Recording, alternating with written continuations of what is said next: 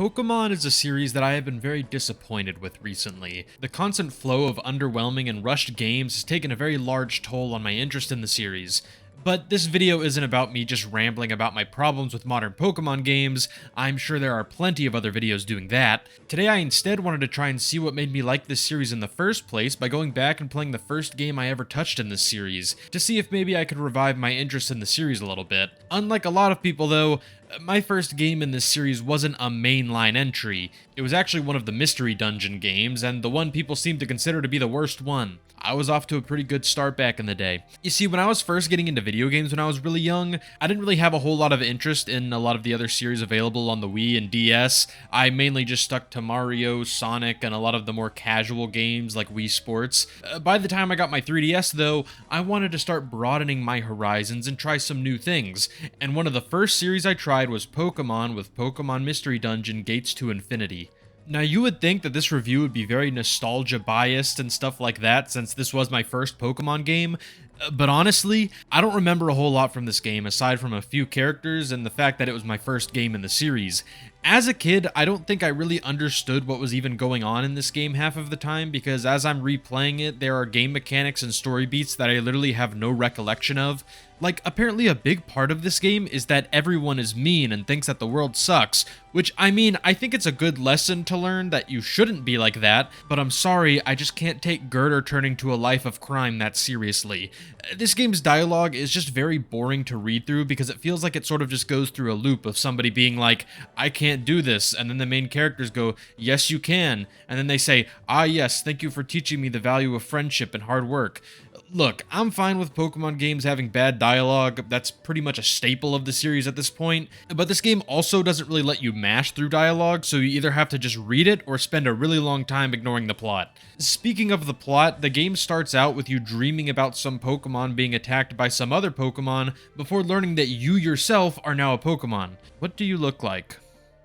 Oshawott. After this, you then fall from the sky into the Pokemon world before being discovered by another Pokemon. This character pretty much ends up being your partner for the rest of the game.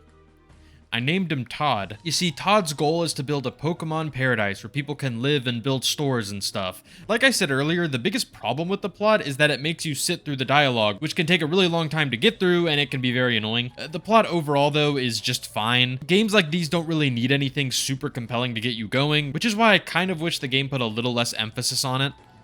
So on to the actual game. I'll be honest, at first I wasn't having a whole lot of fun.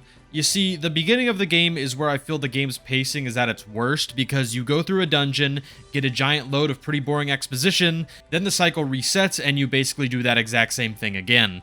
For the first hour or two, there really isn't any hook that keeps me interested in what's going on. I'm just going from dungeon to dungeon, not really having a whole lot of fun, and not really feeling like I'm working towards anything. I get that this section is here to basically get you used to how the game works, but I feel like it could have been a whole lot shorter as the main gameplay really isn't that complicated. It's basically just you and the rest of your team exploring randomly generated dungeons. Since the dungeons are randomly generated, it kind of keeps them from ever getting all that interesting. They are just hallways that connect to rooms that can eventually lead you to the staircase to go on to the next floor. Now, this isn't inherently a bad thing. Repetitive gameplay like this can work pretty well if it feels like you are actually working towards something, but like I said earlier, at the beginning points of the game, it doesn't really feel like you are working towards anything. After playing for the first few hours, I just wasn't really that interested in continuing. It looked like the whole game would be me going into repetitive dungeons just to progress a story I wasn't all that interested in. There just wasn't anything else keeping me going.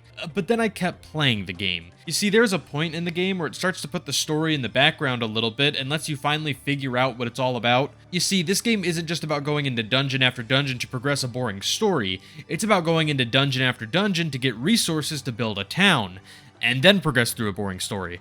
When the game first introduced the concept of the Pokemon Paradise, I really didn't expect it to impact the game that much. I thought it would just be something that would occasionally upgrade on its own and come up in the story every once in a while, but to my surprise, it's actually this game's main gameplay loop. You accept quests, which require you to go into the dungeons, and you then get rewarded with certain materials and a little bit of cash. You can then put these resources back into the town, which allows you to open things like farms and shops. These facilities then allow you to prepare more for the dungeons and do better in them, allowing you to get more resources, which creates a really satisfying gameplay loop. But back to the dungeons themselves, Like I said, they aren't the most interesting thing in the world.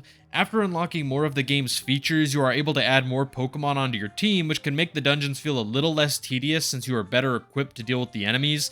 The only problem is that you automatically unlock 2 pretty strong team members the moment you have access to this feature, which makes it less enticing to experiment with the other Pokemon that you can recruit. You see, whenever you defeat a Pokemon in a dungeon, there's a random chance that it will ask to join you, which is a fine alternative to catching them in the mainline games. But like I said, the problem is that you have such a good team right off the bat that I don't see much reason in using this bat. The combat system itself is sort of like the mainline games where you have your 4 moves you can choose from that you can change as you level up. The main difference is that your other team members just sort of do their own thing during a battle since you don't have a lot of control over them. Also, instead of just the battles being turn-based, the whole game is turn-based, sort of. Basically what I mean is that whenever you move in a dungeon, that then allows your enemy to move around as well. I think this all ultimately feels pretty natural and allows the battles to integrate into the normal gameplay pretty well. I think my biggest problem with these dungeons is just how incredibly repetitive they are.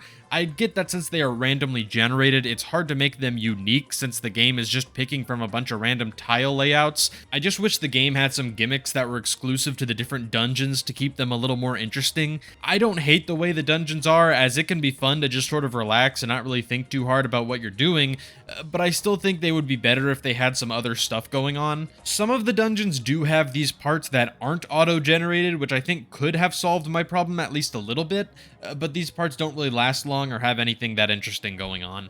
Despite the praise I was giving the whole gameplay loop of the game earlier, I'll be honest, it still wasn't really enough to get me all that hooked on the game. While I was having some fun playing, I was mostly just playing the game because I had a video I wanted to make on it. While I enjoyed the town building aspect, it just wasn't really that deep, and after a certain point I had most of the stuff I would actually use, and everything else I was building was just sort of for the sake of having a larger town. The dungeons were also just getting really boring in my opinion because, at least as far as I progressed in the game, nothing was really changing. Yeah, sure, the enemies were doing more damage, but other than that, it was just the same old endlessly wandering around randomly generated hallways. I'm not trying to say that this game is poorly designed or anything. I could see why people like it, but it's just not really for me, I don't think. The game is clearly going for a quantity over quality kind of thing. There are an infinite amount of quests you can do in the game, but none of them really feel like much effort went into them because not much did. It was randomly generated. From what I've seen, this is pretty much what all the mystery dungeon games are like, and since there are so many, this series clearly has its fans, but I just don't think I'm one of them. I might give the series another shot someday because there's plenty I do like about the one I played, it just didn't really grab me. So yeah, thinking back on it, this probably wasn't the greatest introduction to the Pokemon series. While it did share some similarities to the main games like the battling system and basic RPG mechanics, it really wasn't anything like any of the mainline games. But despite that, I still decided to keep playing Pokemon games after this one. This was the game that ultimately introduced me to a whole new series and led me to play so many games that I really enjoy. On the other hand, it did lead me to play a lot of games that I really don't enjoy, but you know, that's fine, who cares? And even though I wasn't a huge fan of this game, it does sort of put me in a mood to play some more Pokemon games again, or at least the ones that I actually enjoy. You won't catch me in a million years saying I want to play Scarlet and Violet again.